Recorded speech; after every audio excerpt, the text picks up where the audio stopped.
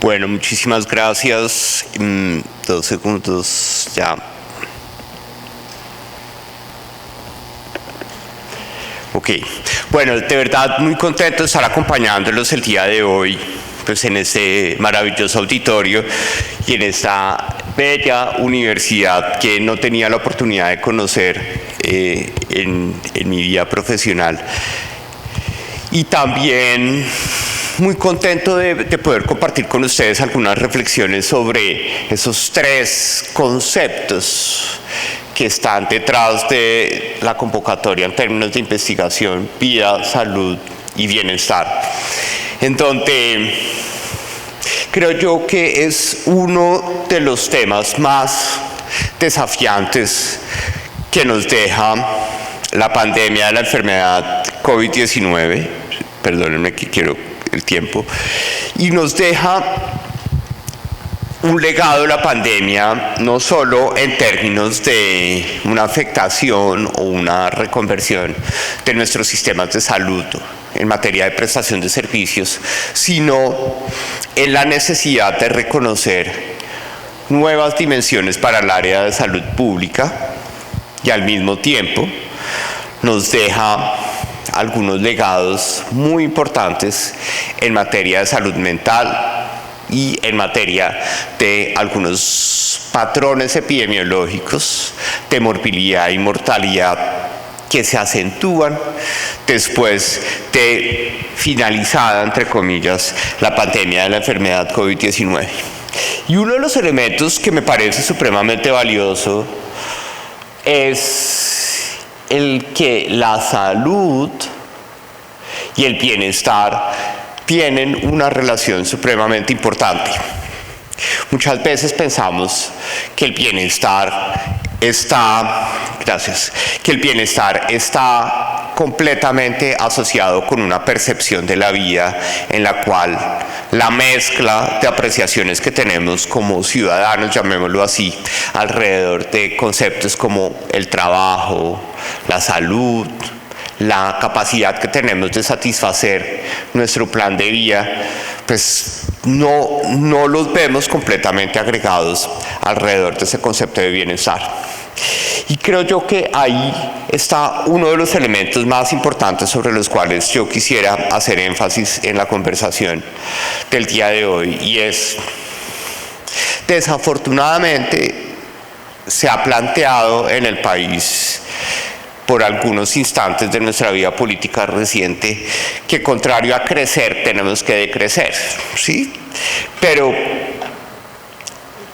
yo quisiera, de una forma muy honesta, desde la perspectiva académica y desde la perspectiva intelectual, que ustedes se reconocieran que tal vez ese concepto o esa aproximación de la sostenibilidad ambiental relacionada con el crecimiento económico, o en este caso con la propuesta de crecimiento, pues tiene una falla ética muy importante, y es que como sociedad en Colombia todavía tenemos muchas brechas para cerrar. Tenemos una cantidad de personas en situación de pobreza, tenemos personas que han sido excluidas de nuestra vida social y política por racismo, por homofobia o por discriminación, por ejemplo, en contra de la población con discapacidad, en donde verdaderamente el cierre de esas brechas necesita, entre comillas, gasolina o combustible que está generado en particular a partir del crecimiento económico. Y esto no es algo que sea ideológico o de discusión política en el país, sino recordemos que Colombia forma parte de un consenso de países de todo el sistema de Naciones Unidas que pretende cumplir una agenda de desarrollo sostenible alrededor de 17 objetivos, en donde todos somos conscientes que hay que ir más allá del crecimiento. Es decir, que tenemos que lograr cómo el crecimiento permite financiar una plataforma de bienestar. Pero uno de los elementos en términos de investigación alrededor de esta agenda está asociado con el hecho de cómo vamos a medir eso. Es decir,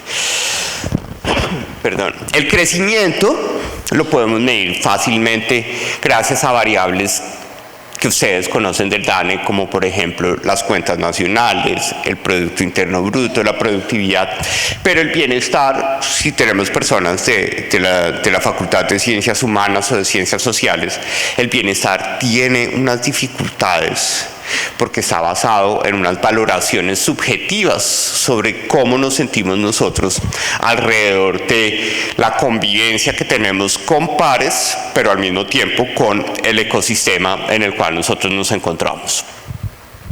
Entonces, el primer elemento en el que yo quisiera insistir es que cuando nosotros hablamos de vida, salud y bienestar, no podemos ignorar que estamos hablando de crecer, pero de ir más allá de ese crecimiento para garantizar que ese crecimiento sea compatible con unos desafíos muy importantes en materia del desarrollo económico, social y ambiental.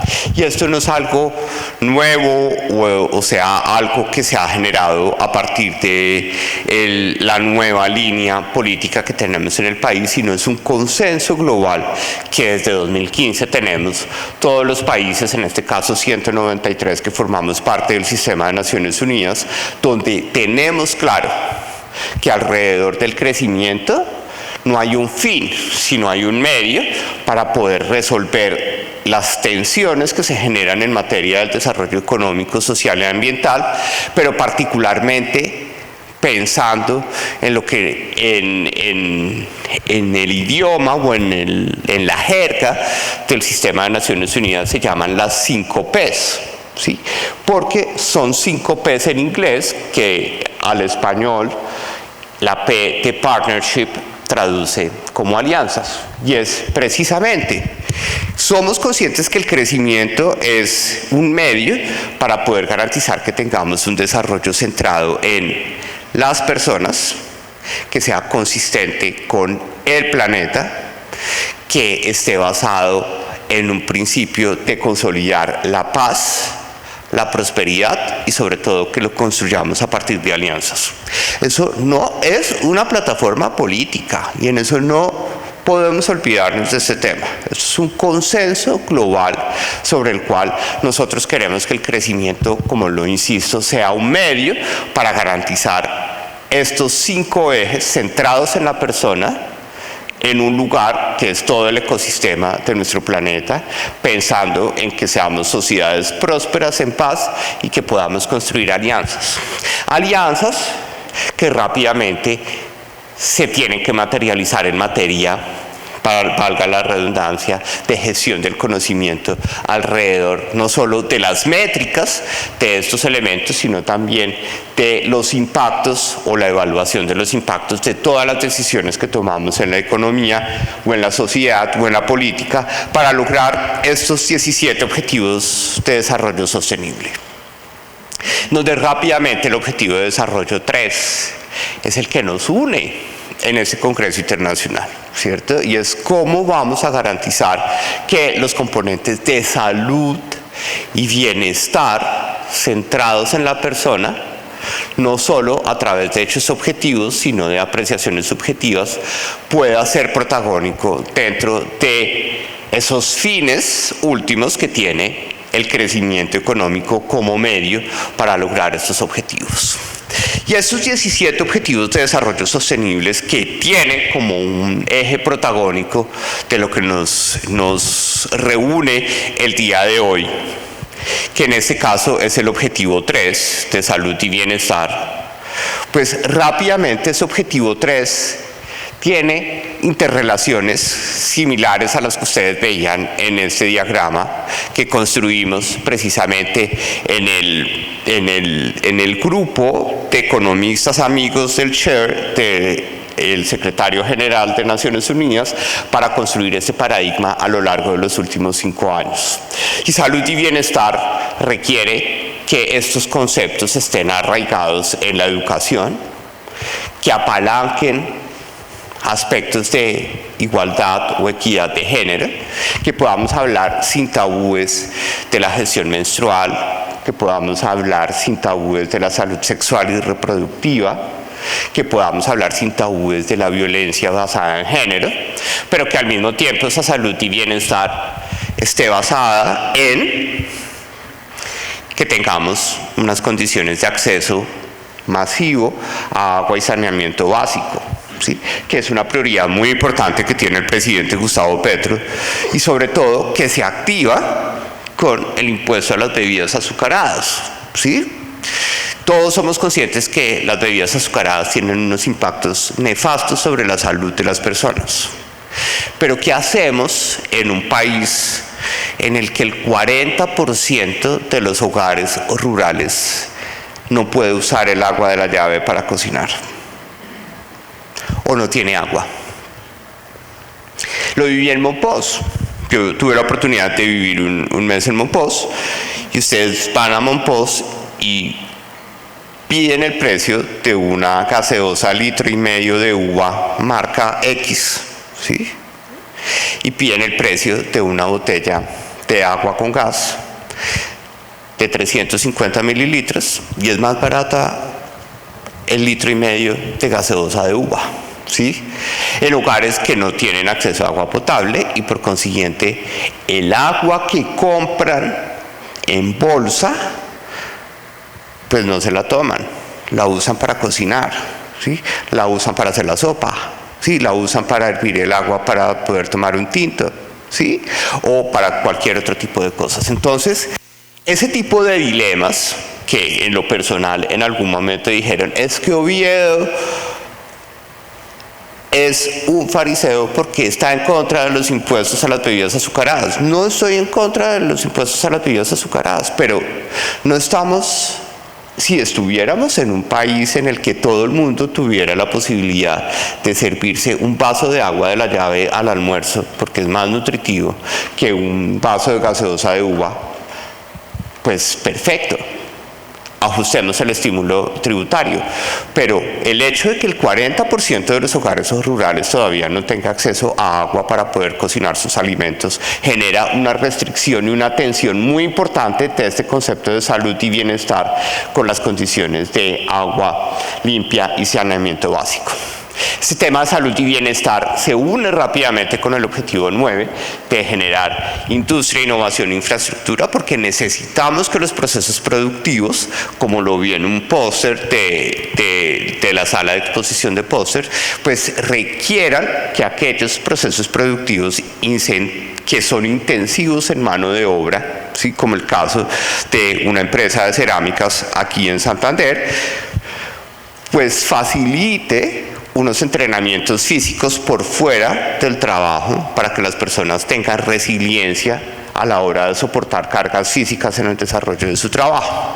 Entonces, dense cuenta cómo lo que llamamos salud, vida y bienestar, pues prácticamente está inmerso en toda esta agenda de desarrollo, y en particular en estos 17 objetivos, en donde esos 17 objetivos de desarrollo sostenibles están marcados por cambios tecnológicos que, discúlpenme que no tengo esa diapositiva en español, pero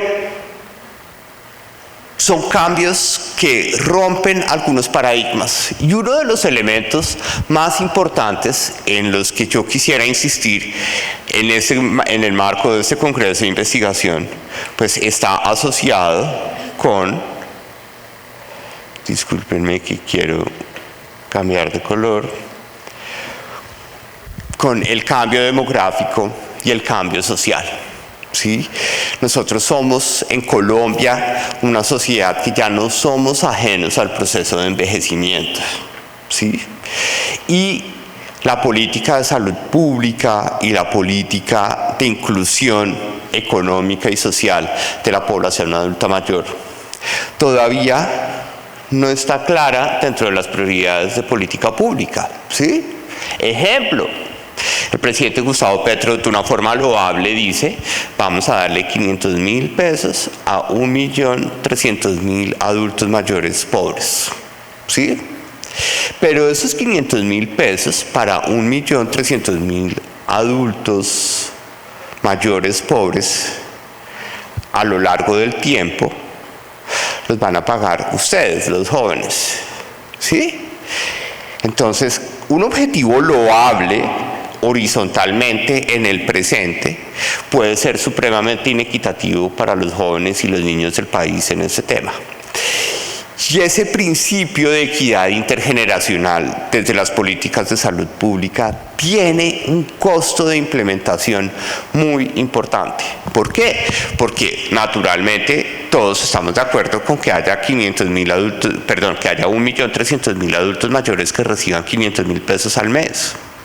Pero también tenemos que tener esa conciencia dentro de la investigación en salud de cómo vamos a promover esa conciencia, de cómo vamos a pensar en el futuro de los demás, cómo vamos a incluir dentro de las decisiones que tomamos en materia de política pública en el presente la ecuación social y la ecuación económica de las personas que van a trabajar en el futuro del país, algo que nos va a concentrar rápidamente en una sección de la presentación que preparé para ustedes.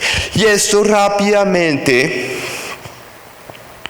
se aterriza en la economía. Y perdónenme el sesgo, porque yo sé que estamos en un congreso internacional de investigación en salud, pero la economía tiene un rol supremamente importante en esa discusión.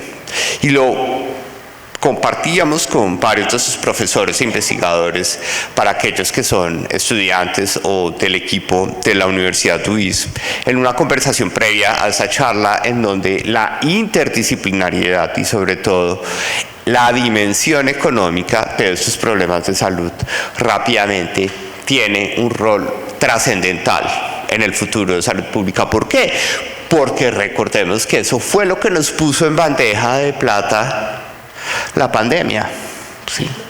La pandemia, un problema de salud epidemiológico, cuyo único tratamiento fue apagar la economía, ¿sí? Para que nos quedáramos quietos.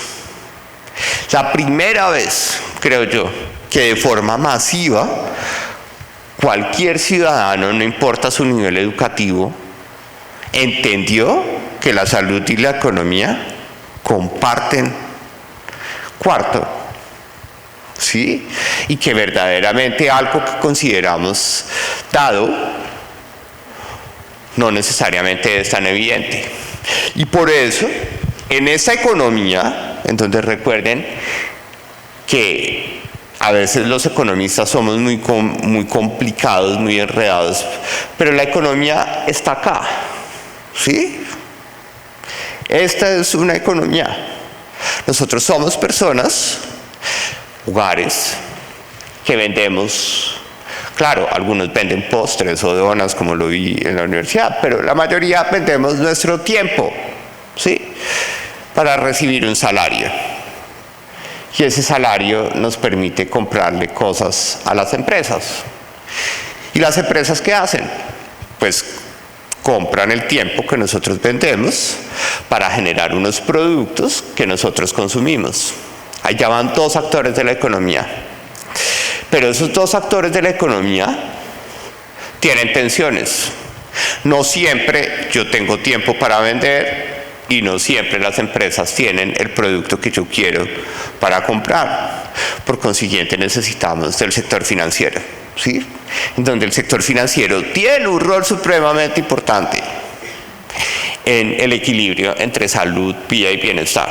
No podemos entrar en el discurso descalificatorio de que el sector financiero nos está robando la plata o nos está acabando como sociedad. Es una clave fundamental porque ahí surgen los modelos de aseguramiento, surgen los modelos de riesgo, surgen los modelos de prevención, en donde además de ese sector financiero, que es el que le permite a las empresas endeudarse o a nosotros endeudarnos cuando queremos comprar televisor el día sin IVA, pues también necesitamos un gobierno, ¿sí?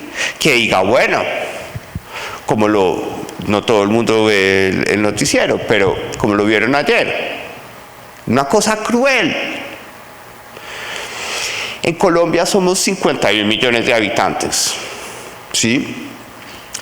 Hay 22 millones de trabajadores.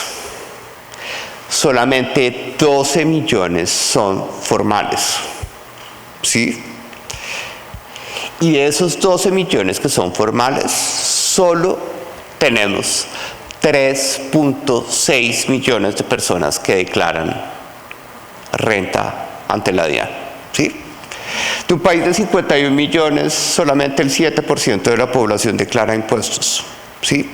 Pero de esa población que declara renta para pagar impuestos, 3.6 millones, la minoría, el 7% de la población.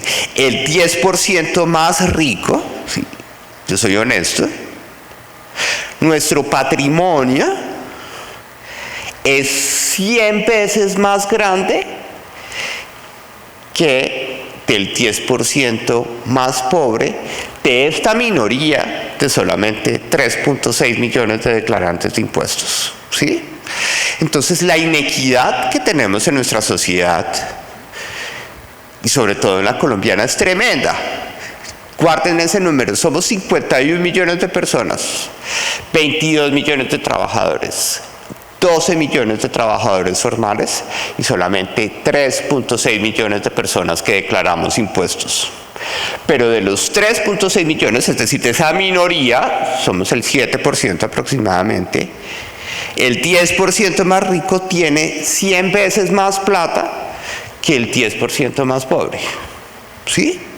Entonces, claro, todo el mundo se queja de la reforma tributaria, pero teníamos que clavarle a esta gente el impuesto a la riqueza y lo debimos haber implementado más barato, porque ese recurso es el que va a permitir financiar un sistema de salud pública que verdaderamente reconozca las afectaciones epidemiológicas que dejó la pandemia, pero sobre todo que reconozca las afectaciones sobre salud mental. Yo no sé si ustedes saben que los niños de 5 o 4 años están teniendo problemas para volver a escribir, a leer y a hablar, ¿sí? Por haber estado encerrados en su casa al frente de una pantalla o por haber tenido que recibir clases con un tapabocas porque no entienden los procesos fonoaudiológicos de la voz y de la aprehensión de conocimiento por algo que nosotros consideramos dado, que es la lectura de labios cuando estamos hablando, ¿sí? Entonces, estos elementos son supremamente críticos y por eso pensar en la investigación de salud, vida y bienestar alrededor de la economía son supremamente importantes. Porque son 4 actores, si ustedes lo recuerdan. Nosotros, que vendemos nuestro tiempo, las empresas que producen bienes, gobierno y sector financiero que hacen una tarea de redistribución y lo que está muy de moda ahora, el resto del mundo, ¿sí? Y entonces el presidente dice, no, es que acá ahora yo no puedo hablar porque el dólar se dispara. No es que el presidente hable o no hable. Por favor, nuevamente, desideologicemos la discusión. Es que en este momento Colombia está más endeudado con el resto del mundo. ¿Sí? Punto. Y eso es como cuando un amigo de ustedes les debe plata. ¿Sí? Uno a los amigos, a mí me da pena cobrarle a los amigos, sí, pues es el amigo, sí. Pero cuando uno ve que el amigo dice, ah, no, yo ya no voy a trabajar tanto, ¿sí? Sabiendo que le debe a uno una cantidad de plata a la tenaz. El amigo, no, yo voy a hacer un sabático y voy a dejar de trabajar, o mejor, voy a dejar de crecer, ¿sí? Y voy a dejar de sacar petróleo, ¿sí? En Colombia, el petróleo y el carbón hoy en día ponen 6 de cada 10 dólares que tiene la economía para pagarle esa deuda al amigo, que es el resto del mundo. Entonces, si el resto del mundo soy yo, que le presté plata a mi amigo, y mi amigo me dice, ah, no, yo me voy a dedicar de sabático, la gente dice, este man no me va a pagar nunca, ¿sí? Y si no me va a pagar nunca, pues entonces, si me va a pedir plata prestada, le cobro más caro, ¿sí? Si va a dejar de sacar petróleo, no va a tener dólares para pagarme. Entonces, en esa economía no va a haber dólares y el precio del dólar sube, ¿sí? Entonces, nuevamente, Todos estos elementos que traigo como reflexión inicial, lo que buscan es que primero, en el momento en el que estamos, no podemos quedarnos con un modelo de ideologías. Tenemos que encontrar que a partir de todo esto que nosotros estamos viendo en este Congreso de Investigación, reconozcamos que esto es un modelo de realidades que están conectadas como este diagrama, que están estructuradas en prioridades como estos 17 objetivos, que siguen estando conectadas con algo muy importante que es la economía. Y por eso, América Latina y el Caribe, y en los 4 años en los que yo estuve como director del DANE, pues llegamos a un acuerdo en el marco de la CEPAL y nuestra pertenencia de la OCDE, que tenemos que empezar a medir el bienestar, ¿sí? Porque hay una frase de cajón, lo que no se mide no cuenta, ¿sí? Entonces podemos hablar de que la salud y la economía y el bienestar tienen relaciones, pero si no hay indicadores y si no hay fuentes de información para hacerlo, pues no vamos a poder tener ese elemento. Y esto es algo que nosotros paradójicamente pudimos anticipar en un congreso que organizamos en la OCDE y la CEPAL en Bogotá, en la Universidad del Rosario, para definir el marco estadístico de información que nos permita medir de forma precisa la pobreza, la informalidad, el envejecimiento, la mortalidad materna e infantil. Ustedes ven que el presidente de forma loable está muy preocupado por los temas de mortalidad materna e infantil, de violencia basada en género. Bogotá, destruidas 3 estaciones de Transmilenio de la rabia, ¿sí? Que no es justificable que destruyan 3 estaciones, pero se entiende la rabia de que una persona simplemente por ser mujer en el sistema de transporte público en Bogotá está expuesta a que la violen. No hay derecho, ¿sí? Simplemente por ser mujer, ¿sí? O que una persona como yo, miembro de la población LGTBI, tengamos miedo de que nos rechacen a la hora de entrar, como me pasa a mí, a un hotel de carretera que no me rentaron, cansado de conducir 8 horas entre Bogotá y Aguachica, que no me rentaran una habitación porque me vieron con mi novio, ¿sí? Entonces, estos elementos hay que medirlos y estos elementos son críticos a la hora de poder tener una agenda de investigación de esas relaciones entre salud y bienestar que nosotros estamos planteando. Y bueno, no son solo buenas noticias. A partir de esa reflexión hay no solo problemas o no solo ideas. Esto no es la panacea, pero es un buen comienzo. Colombia empieza a tener unas mediciones mucho más finas en materia de esas, llamemos, múltiples dimensiones que tiene la salud con la economía, con el bienestar. Miremos lo primero que uno siempre dice, ¿cuál es la primera estadística que yo necesito en salud? Bueno, pues ¿cuántas personas están afiliadas al régimen de salud? Una estadística trivial, que en este caso se obtiene a través de la encuesta de calidad de vida, en donde aquí simplemente encontramos un elemento para no atiborrarnos de información. Estas 3 barras nos hablan de muchas cosas de lo que somos como sociedad. Esas 3 barras, para aquellas personas que no están familiarizados, lo que nos están diciendo es que 9 de cada 10 personas, ese 93 pedagógicamente lo podemos aproximar, 9 de cada 10 personas en Colombia están aseguradas al régimen de salud.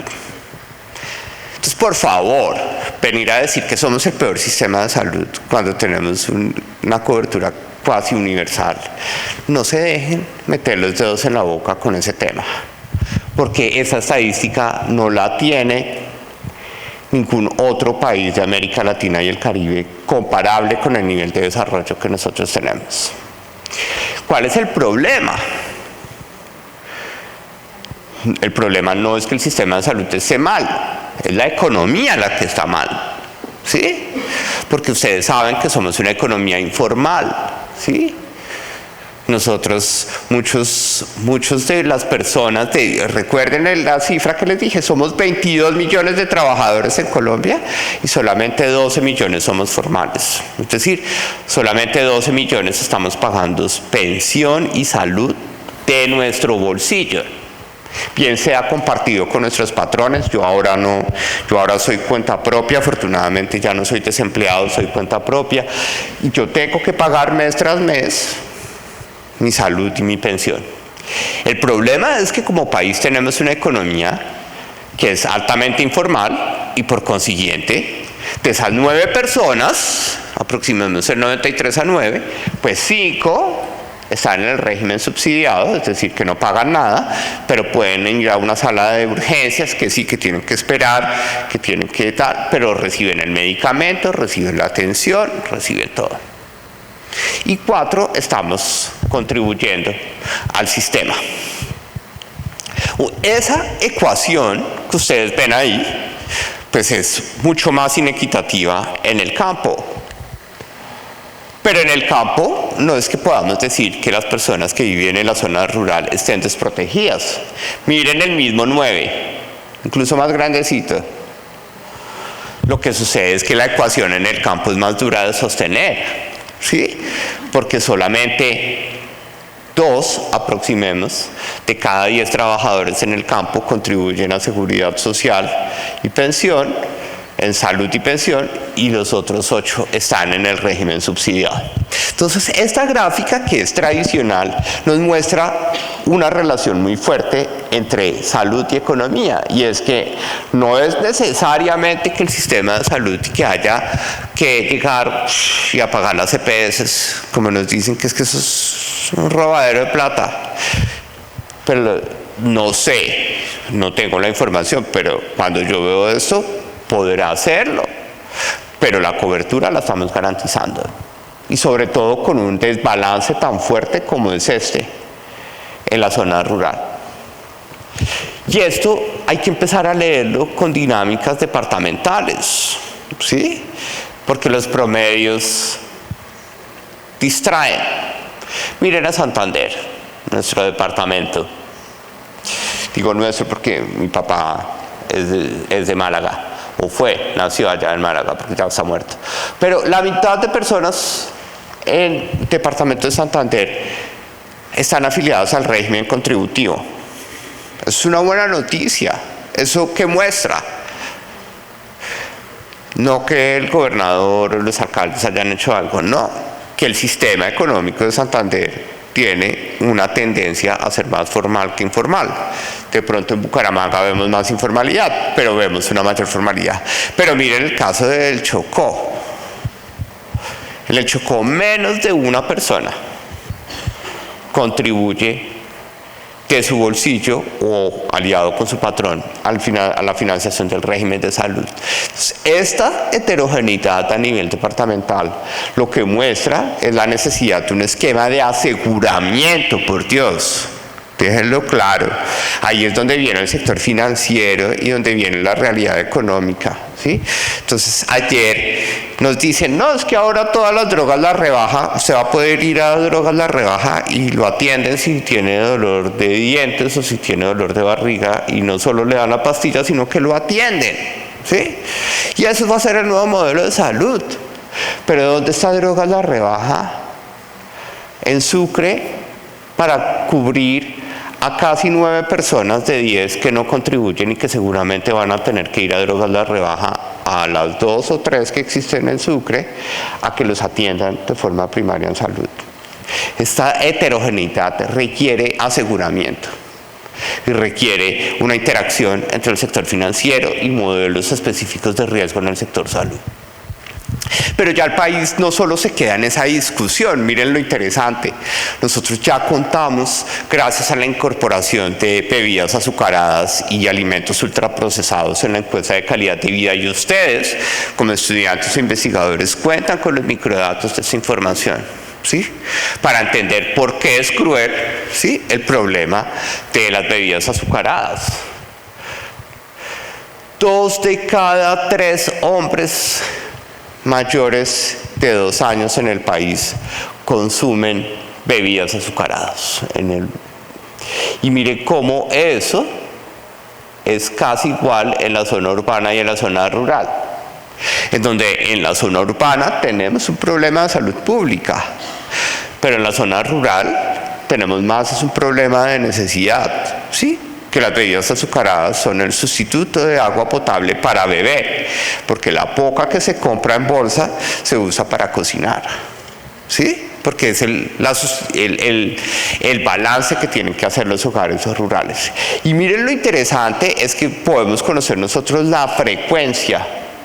Miren cómo las frecuencias en las zonas urbanas, cuando ustedes van primero, segundo, tercero, cuarto color, está entre 2 a 3 veces a la semana y 1 vez a la semana. Pero en la zona rural está mucho más marcada ese nivel de frecuencias en el consumo de bebidas azucaradas.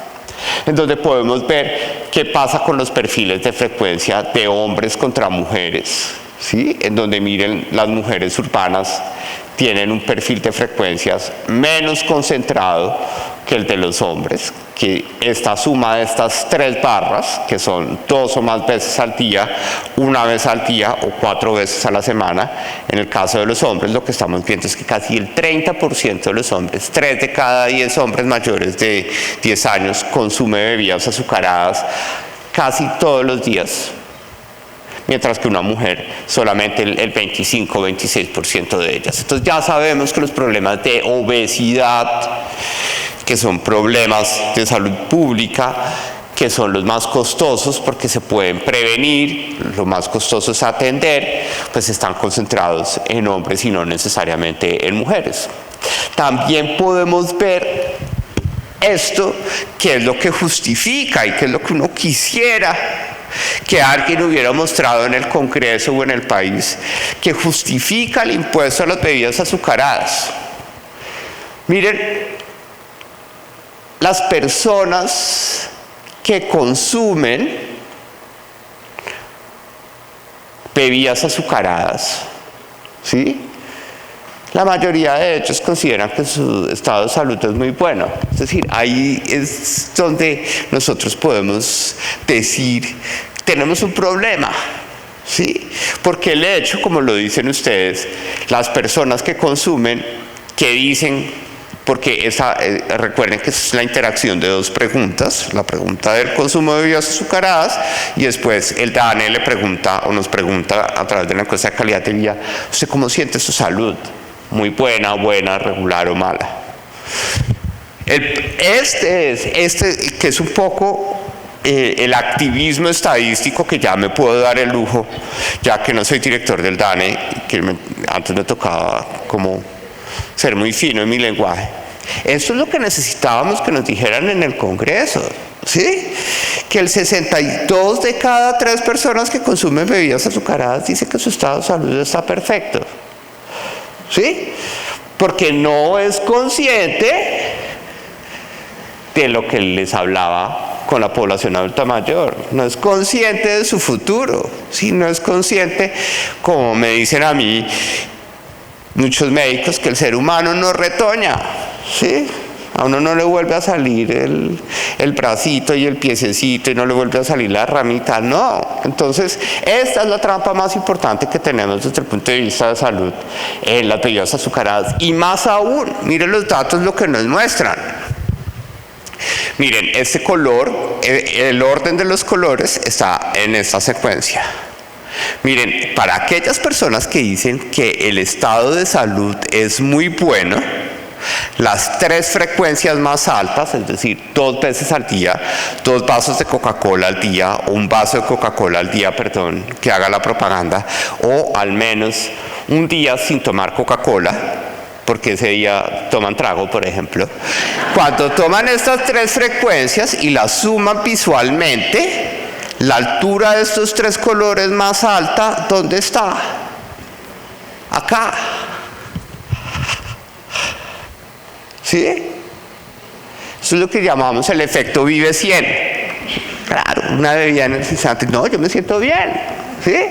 Las personas que más frecuentemente consumen bebidas azucaradas son las que más reportan en términos relativos que su estado de salud es muy bueno. Ahí es donde la investigación en salud tiene que ver eso para cada departamento del país. Y eso ustedes ya lo pueden hacer, porque los microdatos de esa encuesta ya están dispuestos, ¿sí? Y es un poco la invitación que queremos, o que quiero hacer yo ya como ex DANE, como el ex man del DANE, de decir, hay que usar estos datos porque aquí vamos a tener unos elementos críticos para evaluar si el impuesto a las bebidas azucaradas funcionó o no, que es lo que hay que empezar a tener la línea de base muy clara alrededor de ese tema. Es donde consumen más bebidas azucaradas. O sea, acuérdense, 2 de cada 3, yo hago la aproximación para que lo entendamos. Pero miren, hay departamentos en los que todo el mundo consume bebidas azucaradas. San Andrés, ¿por qué?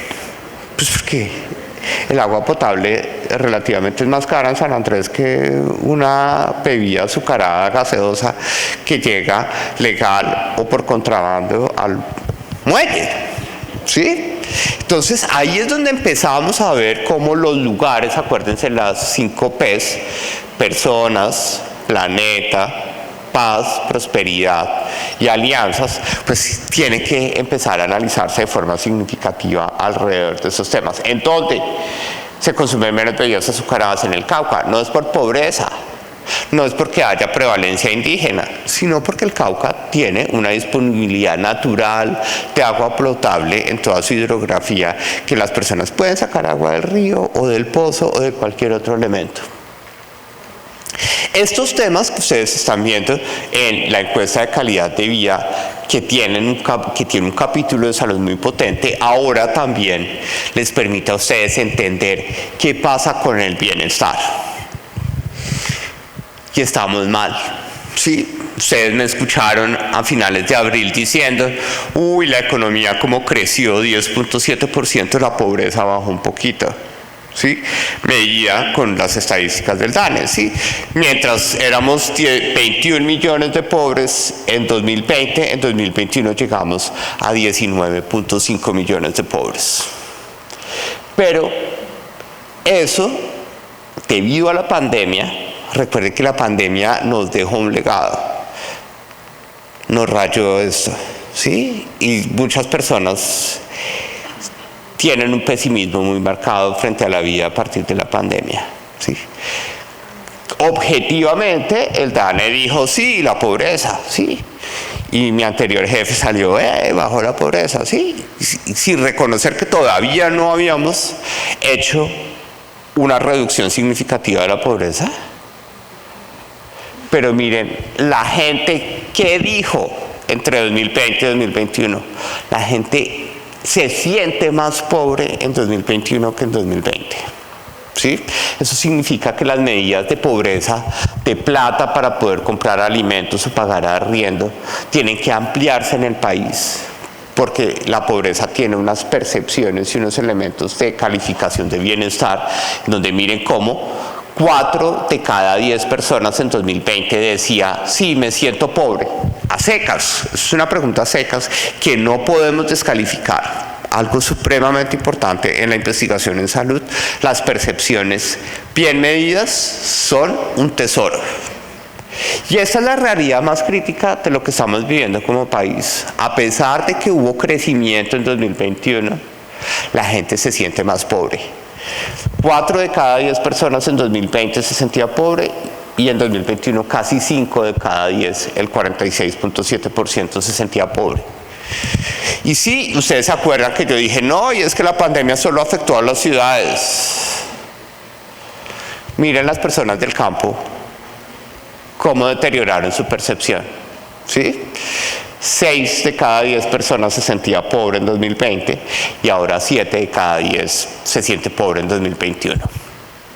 Eso nuevamente tiene una heterogeneidad en todos los departamentos y es una herramienta, en este caso como ustedes pueden ver, vamos para Santander. Santander tiene una percepción de pobreza relativamente baja En 2021, 4 de cada 10, el 39% se sentía pobre en el departamento de Santander, pero en el departamento de Santander ese sentimiento de pobreza creció casi 7 puntos porcentuales entre 2020 y 2021. Esa pobreza subjetiva es una señal muy importante del inconformismo social que nosotros tenemos en este momento, que ese pesimismo y ese inconformismo social puede entrar a afectar de forma crónica nuestro estado de salud. Aislados de esa percepción, existen unas medidas objetivas para medir la pobreza a partir de las condiciones de vida. Y miren cómo Colombia tiene una estadística oficial que es la pobreza multidimensional, en donde las dimensiones de salud todavía son básicas, son aseguramiento y barreras de acceso, no más. Colombia tiene que empezar a evolucionar y parte de lo que dejé sembrado en el DANE es cómo con el comité de expertos se aumentan las dimensiones en términos de salud. Para aquellos que no están familiarizados, pues aseguramiento me refería a la estadística de estar afiliado al régimen de salud y de barreras de acceso a salud dada una necesidad. Es una pregunta, ¿sí? ¿Usted estuvo enfermo? ¿Sí o no? Y si estuvo enfermo, ¿pudo acceder a un servicio oficial de prestación de salud? ¿Sí o no? Si la persona me dice, sí, yo estuve enfermo y no pude acceder al servicio oficial de salud, pues y tuve que ir, fue donde un sobandero o donde una persona esotérica a que me curara el dolor de pie, esa persona tiene una barrera de acceso a salud porque no pudo ser atendida por el sistema formal. Esa medición de pobreza ha venido reduciéndose en el país. Pero entre 2021 y 2020 crecieron las barreras de acceso a salud y sobre todo en la zona rural. ¿Cómo se mide esto a partir de esta estadística? Pues nos concentramos, perdón, eso no estaba leyendo esa, barreras de acceso a servicios de salud, perdón.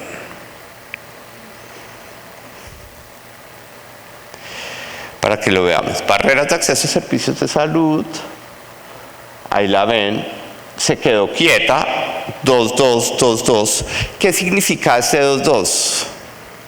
Que el 2% de los hogares en Colombia presentaron una situación en la que alguna de las personas que vive en ese hogar, en vez de ir al médico del sistema oficial de salud, fue a un sobandero o simplemente se autorrecetó y no accedió a los servicios de salud.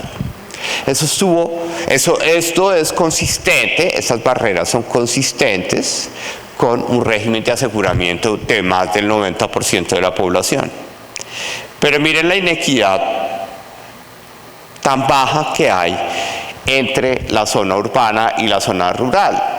En la zona urbana, cabecera, la barrera de acceso a salud aplica para el 2,3% de los hogares y en la barrera rural aplica para el 2,1% de los hogares rurales. ¿Eso qué significa? Significa que estas estadísticas es importante que nosotros exijamos que los líderes de política pública las lean y las usen, porque no podemos decir que tenemos el peor sistema de salud cuando solamente el 2% de personas que se enfermaron en Colombia, pongámoslo así, tuvieron que ir a un sobandero o autorrecetarse o no, o esperar a que les pasara el dolor, y el 98% restante pudo acceder al sistema de salud.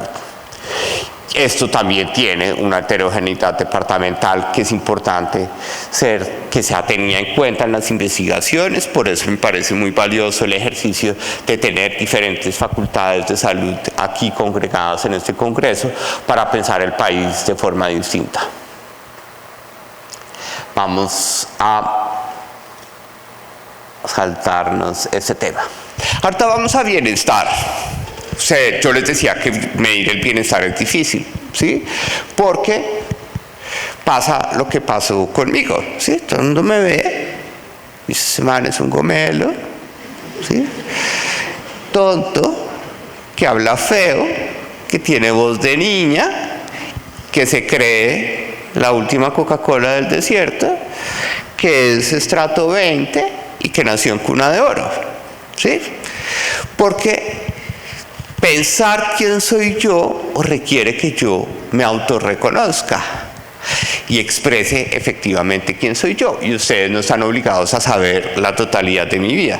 Algunos ya la saben un poco por las entrevistas. Lo mismo pasa con el bienestar, ¿sí? Me pueden ver a mí y dirán, no, ese señor saca 10 sobre 10 en bienestar, ¿sí? Pero yo soy el que verdaderamente sé cómo me siento y cuáles son mis condiciones de vida. Por consiguiente, esa pregunta que no se hacía históricamente en el DANE y que se está haciendo desde 2018 tiene un valor muy importante. Primero porque es la primera vez en la historia del país en que las personas tienen la posibilidad de calificarse en cómo se sienten. Es como si estuviéramos, yo sé que las universidades todavía califican sobre 5, ¿sí? Pensemos en el colegio que le calificaban a uno sobre 10. Entonces le decían a uno, de 0 a 10, dígame cómo se siente en su vida. Miren en Colombia, miren las brechas tan tremendas, tantas inequidades, la inequidad que les conté de la minoría, que yo tengo 100 veces más plata que los más pobres de la minoría. En Colombia la gente se pone 8 sobre 10 frente a la vida en general. Frente a la salud se pone 7, 9. Obviamente, en lo que pasa raspando es en el ingreso, ¿sí? 6,5. Uno ya en el colegio le decían, sí, le ponían el 6,5 es como el lorito que habla mucho en clase, ¿sí? Distrae a los compañeros, 6,5. Y obviamente la preocupación o la mala calificación, ¿eso fui yo? La mala calificación frente a la situación de ingreso es peor en la zona rural del país.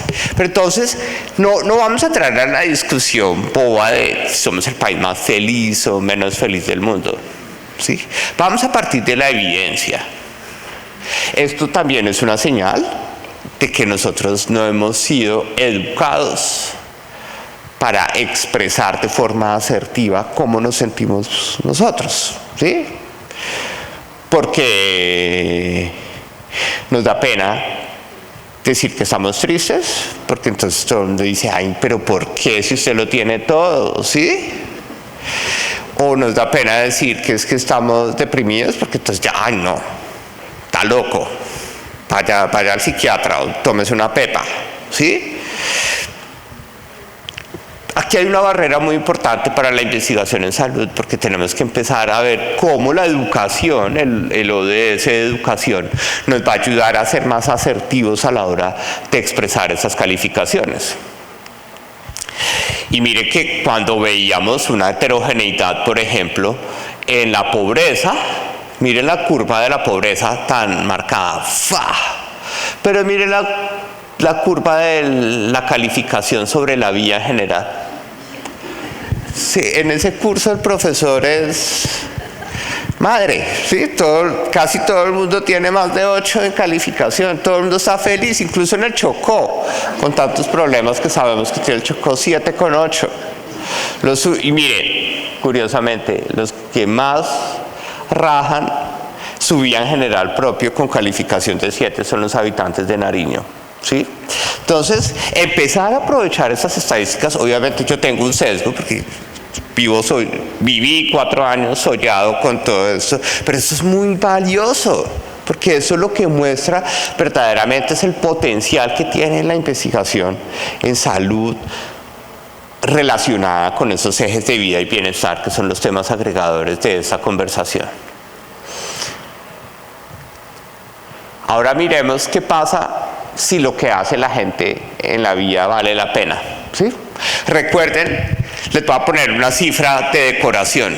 Nuevamente, todo el mundo saca más de 8, excepto en Chocó, Guainía, Putumayo, Bichada y Vaupés, ¿sí? Ustedes saben qué pasa acá, ¿no? Mayor tasa de suicidios, ¿sí? Porque la misma condición étnica y de población indígena genera unos problemas de salud mental, discriminación de las mujeres, de la población con orientación sexual diversa y tener unas mayores tasas de suicidios. Pero miren esa estadística y miren la estadística de casi 3 millones de jóvenes que no están estudiando ni trabajando.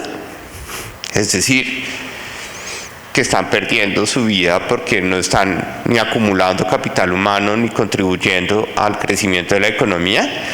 De esos 3 millones de jóvenes entre 15 y 28 años que no estudian y que tampoco trabajan, 2 millones son mujeres. Y esas 2 millones de mujeres jóvenes que no estudian ni trabajan, 2/3 partes, es decir, casi 1.3 millones de mujeres jóvenes que no estudian ni trabajan, están lavando baños en la casa.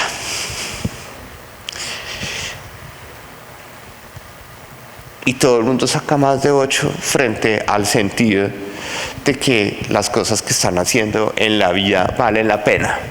¿Sí?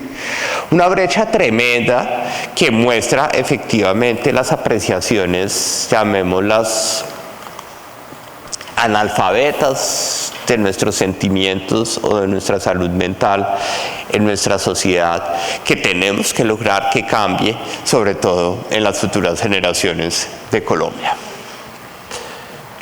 Pero ahora esto también tiene una cosa muy valiosa para que la sepan, y es que esto ya les habla o de Bucaramanga o de Cartagena, de las colegas que se tomaron la foto conmigo ahora. Ya estos temas de salud mental y de bienestar estamos empezando a ponerlos sobre la mesa en las ciudades. Y acá ya vemos algunas diferencias que muestran ya para ir cerrando. Yo tengo el problema que hablo más de la cuenta, ya vamos para 1 hora. Quiero que nos centremos en este tema. Acá la calificación ya es como en la universidad, de 1 a 5, ¿sí? 5 es que usted está feliz, satisfecho, ¿sí? En el nirvana de la vida, salud, el tiempo libre, la situación económica, la situación laboral, la vida emocional y las relaciones interpersonales, ¿sí? Entonces, que cómo así que Colombia es el país más feliz del mundo. No necesariamente es eso, pero miren cómo la única cosa que se parece en la concentración de personas felices frente a lo que pasa en su vida en general, completamente felices, en el mismo nivel de concentración, está ni siquiera con el tiempo libre, está con las relaciones interpersonales. ¿Sí? El país amiguero que somos, sí. Pero lo que no puede pasar es que el país amiguero que somos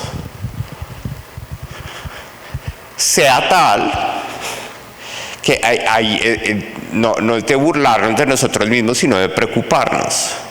Sea tal que si solamente 6 de cada 100 personas se sienten en el nirvana de su situación económica, eso no cuente a la hora de calificar la vida general.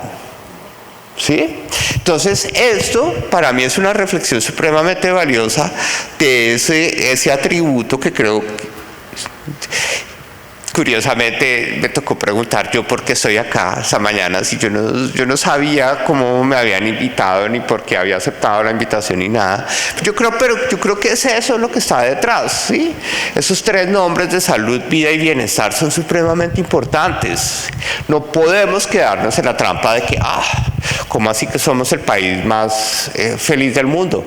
Tenemos un problema, que no tenemos una buena contabilidad mental de lo que es nuestra vida, ¿sí? Y pensamos que los amigos lo borran todo, ¿sí?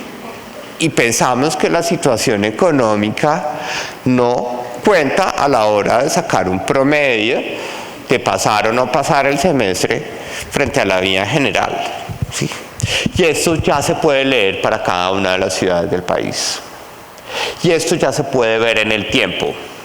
Y alerta, no quiero que nos confundamos o que piensen que los estoy sesgando.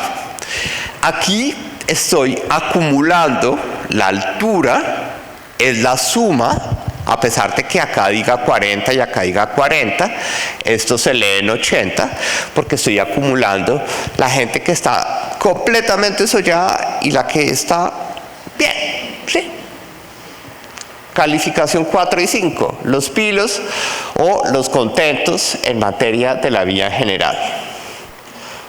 Esto, a pesar de que tiene una estabilidad, miren qué ha pasado en julio, agosto y septiembre. Nuevamente, yo si algo les digo honestamente es que no vengo con ninguna ideología política, ¿sí? Pero esto lo que nos muestra es que lo del dólar, que lo de la inflación, que los discursos, que la política, que la manifestación nos está afectando un poco, nos está empezando a afectar. Esto empieza a bajar. Durante mucho tiempo estuvimos por encima del 80% y miren cómo desde abril de 2022 estamos constantemente por debajo de la línea gris de 80. Entonces, lo que pasa en la economía y lo que pasa en la política sí cuenta. Ahora vamos a sumar verticalmente a los rajados frente al estado de salud. ¿Sí? Las tensiones económicas de 2022, la inflación está llevando a que haya más personas sintiéndose con uno o con dos, es decir, rajados frente a su percepción de estado de salud. Tanto es así que llegamos a un máximo histórico en septiembre del 2022, de que cuando suman cuando suman ustedes estos dos números, llegan a que el 10% de las personas que residen en las 23 principales ciudades del país se están sintiendo insatisfechas con su estado de salud, ¿sí? Dirán, es que es el pico de enfermedades respiratorias. Puede ser, hay que empezar a estudiarlos, ¿sí? Pero también puede ser una percepción inducida por la incertidumbre que estamos viviendo de todas las tensiones en las variables económicas y la incertidumbre que están teniendo las mamás en su bolsillo, de que el plátano les está costando 1.5 veces más caro que hace un año, ¿sí? O que la carne está casi 80% más cara que hace un año. Esto ya empieza a afectar la percepción de salud de los habitantes. Percepción de la situación económica. Nuevamente estamos sumando verticalmente los rajados, 9, 9 y 23 se acerca a 35. Entonces esta altura está chupando la calificación 1 y 2, estamos perdiendo nuestra satisfacción frente a la situación económica. Es decir, la gente está diciendo, pilas por favor, cuiden la palabra y ordénense allá arriba en el gobierno, porque nuestra situación económica se está afectando, nuestra situación de salud o nuestra percepción de salud se está afectando, e incluso nosotros, que somos el país amiguero, hasta ya estamos bajando la nota de nuestra calificación frente a la vida general. Entonces, este tipo de herramientas son supremamente importantes para poder entender esa relación de salud, vida y bienestar. Que cierro con esa batería de estadísticas que ustedes en los anexos del DANE pueden consultar para cada una de las ciudades, y es la vida emocional, los sentimientos que a todos nos cuesta muchísimo expresar. Acá estamos viendo las personas que están felices con su vida emocional. Esta curva está bajando en tendencia. Siempre estuvimos alrededor del 80% de personas felices frente a su vida emocional. Ahora estamos incluso por debajo del 70% de personas felices o solladas frente a su vida emocional. Entonces, esto lo que muestra es que las estadísticas tienen un poder muy valioso de decir: tenemos que pensar integralmente en lo que construimos como sociedad, ¿sí? Porque los discursos, los contextos económicos, las tensiones sociales afectan nuestras condiciones de salud. Condiciones de salud que se afectan con la edad. Acá ya no tienen el tiempo. Ese ejercicio lo preparé especialmente y se publicó después de toda la validación que se hizo. Se publicó la semana pasada, perdón, sí, como el 25 de octubre, sí, la semana pasada o antepasada. Sí, ¿qué quería yo? Acumulemos toda la muestra de los pulsos sociales desde septiembre del 2021 hasta septiembre del 2022 y miremos cómo se mueve la calificación promedio de las personas según la edad. Y acá tenemos de 15 a 95 años de edad de las personas promedio que residen en las ciudades. Miren cómo la calificación frente a la vida general es relativamente homogénea con la edad. El 4,1, es decir, la buena nota, es relativamente homogénea con la edad. Pero mire la calificación con el estado de salud, ¿sí? Cae drásticamente, es decir, cuando estamos en personas entre 80 y 95 años, la calificación no pasa de 3,5, ¿sí?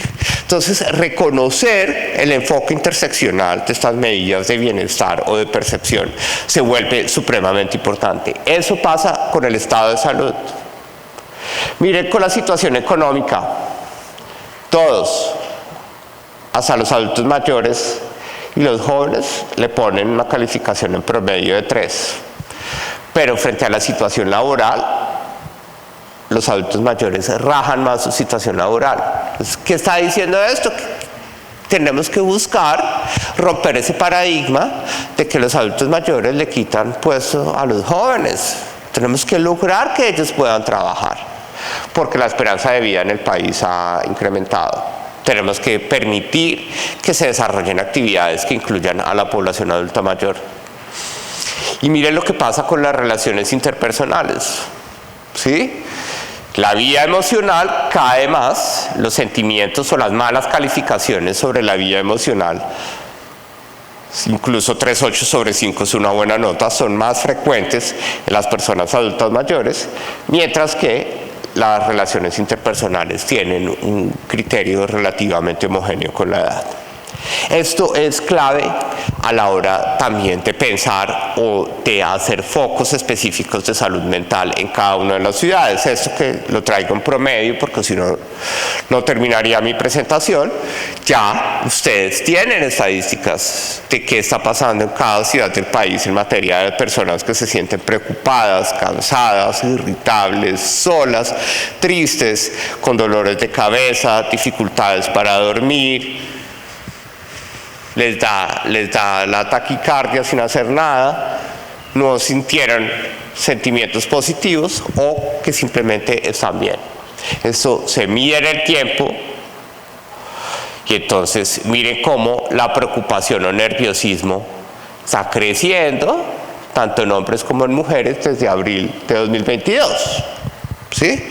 La inflación nos está rayando la cabeza, ¿sí? La gente está diciendo no me alcanza la plata. Sí, venimos de una pandemia, en la pandemia tuvimos dificultades, ahora que trabajo y no me alcanza la plata para la comida. Nos estamos viendo afectaciones en las ciudades de salud mental. Por consiguiente, la investigación en salud y sobre todo en el capítulo de salud mental tiene que aterrizarse en las ciudades. No podemos esperar a que haya una política nacional o transversal de salud mental, sino que tenemos que aterrizarla en las ciudades. Lo mismo pasa con la tristeza. Esto es un tema que ustedes ya conocen y me lo voy a saltar. Lo que les queda para ustedes, esta presentación la hice para la universidad, el tema de envejecimiento, ¿sí? Pero aquí quiero resaltar algunos elementos que las estadísticas hablan por sí solos. Primero, la pandemia no solo nos dejó viudos o viudas, ¿sí? o tristes porque se nos murió un amigo, una hermana, un hermano, sino que la pandemia nos dejó más enfermos de otros patrones de morbilidad y de mortalidad en el país. Mire cómo ya no, recuerden que nosotros en el DANE no tenemos, no levantamos información de morbilidad, sino de mortalidad. ¿Sí? El DANE, para que lo sepan, lo valioso que es la entidad, es la única entidad de Colombia que tiene derecho a tener una imprenta propia. ¿Sí? Porque nosotros imprimimos, yo antes imprimía y numeraba para garantizar la objetividad y la honestidad de esas cifras, los certificados de nacidos vivos y los certificados de defunción, ¿sí? Que obviamente en las ciudades están sistematizados, pero en los pueblos necesitan ese papel. Miren cómo en 2019, antes de la pandemia, tuvimos 35.088 defunciones por infarto agudo de miocardio y en 2021 tuvimos 47.621. Los temas de no tratamiento durante la pandemia, el estrés asociado con la pandemia, llevó a que varios epidemiólogos asesores del DANE certificaran que esto es una alerta de salud pública, específicamente en enfermedades isquémicas del corazón. Y acá lo vemos en la gráfica. Mire cómo de 2015, aquí estamos sumando hombres y mujeres, de 2015 a 2019 estábamos entre 36.000 y 39.000 muertes por enfermedades isquémicas del corazón. Y ustedes rápidamente, por más de que no seamos los duros en las gráficas, ven un cambio de tendencia muy fuerte en el volumen de muertes, porque pasamos de estar alrededor de los 40.000 a superar los 52.000. Entonces, las estadísticas también nos ayudan a sentar prioridades de qué vamos a hacer alrededor de estos elementos de mortalidad. ¿Y cómo podemos analizar esto de forma más precisa? Lo podemos analizar por rangos de edad, lo podemos analizar por departamentos, como lo permite estadísticas vitales. Miren cómo la disparada que se tomó el departamento del Tolima, de 159 defunciones por 100.000 habitantes de enfermedades isquémicas del corazón en 2015 a casi 185. Caldas pasó de 118 a 141, lo cual es consecuente con el hecho de que los mayores brincos de mortalidad por enfermedades isquémicas del corazón se dio en adultos mayores, departamentos en donde hay una mayor prevalencia de personas adultas mayores o altamente envejecidos. Y este último ejercicio, que ojalá lo puedan revisar con calma, es un ejercicio supremamente valioso que muestra las agendas de investigación que se pueden abrir cuando permitimos que los registros individualizados de prestación en salud se unan con las estadísticas vitales y la información del Censo de Población y Vivienda. Lo que decíamos, pilas, mi mejor amigo es hipertenso y él se volvió monje de clausura en la pandemia, ¿sí? Porque él dijo, él tiene un hijo que lo quiere muchísimo y dijo, a mí no me puedo enfermar, sí, podemos ser amigos de toda la vida, pero yo usted no lo vuelvo a ver hasta cuando estemos vacunados, ¿sí? Tenía razón. La comorbilidad más frecuente de las muertes por COVID-19 fueron las enfermedades hipertensivas. Y esto es estadística, porque aquí cogimos las historias médicas de todos los habitantes del país entre 2011 y 2020 y vimos las consultas que hicieron por tipo de enfermedad y por tipo de especialidad médica y las cruzamos con el número de identificación de las muertes por COVID-19. Entonces, las comorbilidades que acentuaban la mortalidad por COVID-19 son las enfermedades hipertensivas, diabetes, nadie lo pensó, enfermedades del sistema urinario. Cosas para pensar alrededor de este tema. Miren cómo las enfermedades crónicas de vías respiratorias o las cardiopulmonares o las isquémicas no necesariamente estuvieron con el mismo nivel de frecuencia que las enfermedades del sistema urinario. Y esto lo pueden ver ustedes en el caso de mi amigo. ¿En dónde fue más frecuente la comorbilidad? Es decir, ¿en dónde fue más frecuente, perdón, para ser más democrático, dónde fue más frecuente que el muerto por COVID haya ido en vida al médico a consultar un problema de salud? Cuando el problema era de un hombre muerto en enfermedades hipertensivas. Pero en el caso de las mujeres, prevaleció más las enfermedades del sistema urinario como comorbilidad que en el caso de las mujeres, fue más frecuente la consulta por enfermedades hipertensivas en las mujeres que murieron por COVID-19, mientras que, por ejemplo, en los hombres con enfermedades del sistema urinario, esa consulta o esa comorbilidad era más frecuente en los muertos hombres por COVID-19. Algo que se puede analizar de forma, que ese fue un trabajo que hicimos en el DANE, que me duele que todavía esté subutilizado, ojalá lo publiquen en un journal porque es supremamente valioso, da unos patrones supremamente importantes de entender, creo yo, cómo a partir de las estadísticas sabemos que la pandemia no solo nos dejó tristes, deprimidos o en la olla, sino también nos dejó con unas problemáticas que tenemos que priorizar en los planes de salud pública. Y tristemente, me duele decirlo, ¿ustedes creen que el Ministerio de Salud nos consultó esta información para construir el Plan Decenal de Salud? ¿Ustedes creen que la ministra de Salud quiere consultar esa información para construir el Plan de Salud? ¿Sí?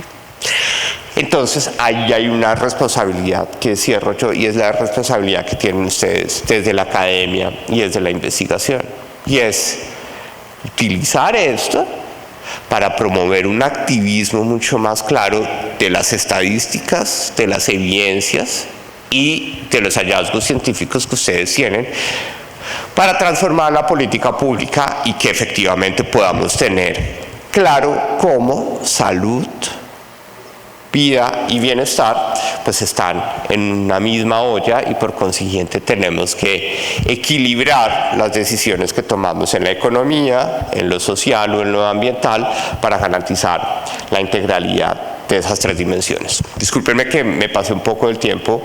Muchas gracias por su atención y espero que nos veamos pronto.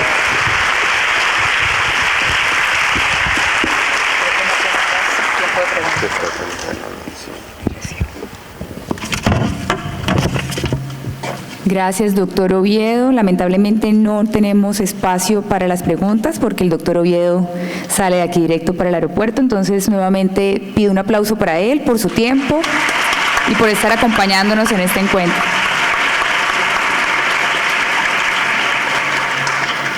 Gracias, doctor. Bueno, de esta manera finalizamos la segunda conferencia magistral del tercer encuentro internacional de ciencias de la salud y primer congreso internacional de investigación, vida, salud y bienestar. Los invito